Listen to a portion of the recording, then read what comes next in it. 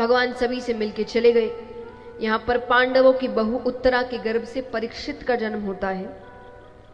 बड़े होते हैं, राजा बनते हैं। अब एक दिन उनके खजाने की सफाई हो रही है, तो खजाना तो कोई एक राजा का नहीं होता ना, पहले भी जो राजाओं ने जीता वो भी उनको मिल जाता है। तो एक मुकुट मिलता है सेवकों को साफ करते करते, सोने का मुकुट, हीरे जवाहरातों से जड़ा हुआ। ये जरासंध नामक राजा का मुकुट था। जरासंध कंस के ससुर हुए, तो जरासंध नामक राजा का मुकुट है। बहुत पापी राजा। अब सेवकों को इतना पता नहीं, उन्होंने कहा ये मुकुट तो हम अपने राजा को पहनाएंगे। तो उन्होंने साफ करके राजा परीक्षित को पहनाया। जैसी संगत वैसा स्वभाव। मुकुट पहनते ही उनके मन में हिंसक भाव आने लगे। राजा कहे आज शिकार खेलने चलते हैं। जाते हैं, भटक जाते हैं। अब बीच रास्ते में एक प्रसंग आता है कि एक व्यक्ति दिखता है उनको, जो एक पैर के बैल को बेरहमी से लाठी से मार रहा है, और नीचे गौमाता पड़ी है अधमरी हालत में, जिसको हर थोड़ी देर में वो पैर की ठोकर मार रहा है। राजा ने कहा तुम कौन हो? तो व्यक्ति कहे मेरा नाम कलयुग है।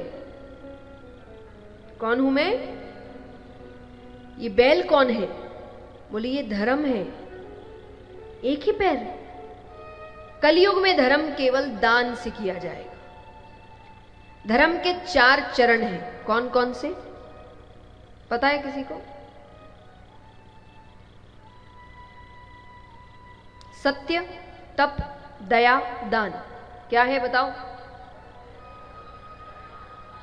ये धर्म के 4 पैर हैं। एक एक करके युग में एक एक चीज हटती गई। तो कलयुग में केवल दान बचा है, बाकी तीनों चीजें कोई करने वाला नहीं है। तो उन्होंने कहा कलयुग में धर्म केवल दान से किया जाएगा। बोले गौ माता कौन है?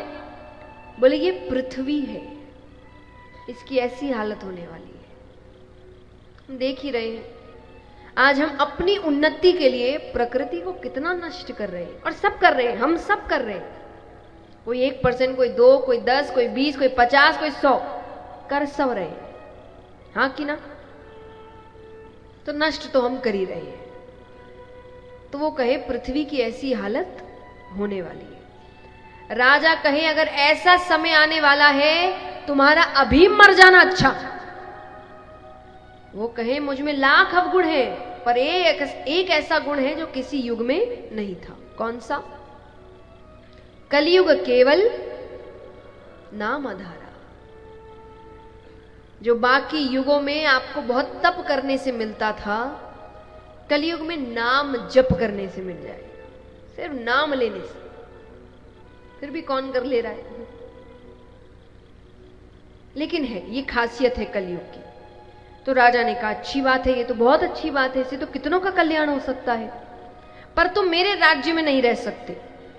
वो कहे पूरा ही तो आपका राज्य है, कहां जाऊं?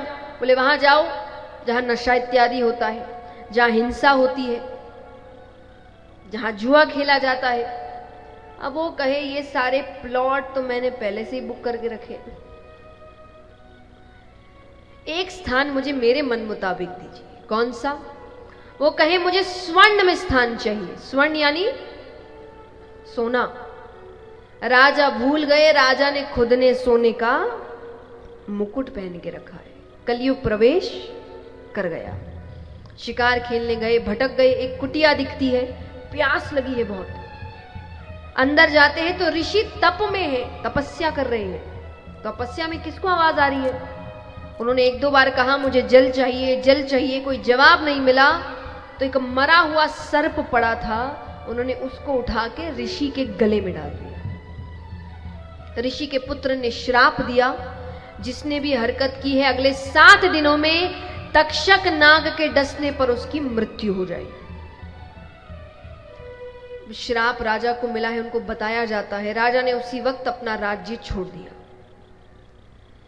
अब यहां सारे ऋषिगण एकत्रित हुए हैं कि 7 दिनों में इनका कल्याण कैसे हो जाए। सामने से सुखदेव जी आ रहे हैं। सभी ने सुखदेव जी से प्रार्थना करी। सुखदेव जी मान जाते हैं। आइए आज से 7वें दिन तक हम सुखदेव जी के मुख से कथा सुनेंगे। बोलिए श्री सुखदेव मुनि महाराज की। अब राजा परीक्षित पूछ रहे हैं कि प्रभु मुझे वराह अवतार के बारे में कुछ बताइए। सुखदेव जी बताते हैं, राजा दक्ष की कन्या दिति अपने पति कश्यप ऋषि के पास संतान की कामना से आती है। उनको संतान चाहिए। पति ने कहा यह समय सही नहीं है, पूजा पाठ का समय है। पत्नी जिद करने लगी तो बिना मन से उन्होंने इच्छा की पूर्ति कर दी। स्नान करके वो फिर से पूजा पाठ में लग गए। अब पत्नी कहे ये तो नाराज हो गए। तो वो कहे मैंने जो किया हमारे लिए किया, आपके संतान होगी, आपका वंश आगे बढ़ेगा, आप जैसी तेजस्वी होगी। उन्होंने कहा नहीं, गलत समय में किया हुआ कार्य गलत परिणाम देता है। हर चीज का समय बांधा गया है। तुम्हें संतान तो होगी, एक नहीं 2 जुड़वा पुत्र होंगे और महादुष्ट होंगे। वो 2 पुत्र हुए, हिरणाक्ष और हिरण्यकश्यप।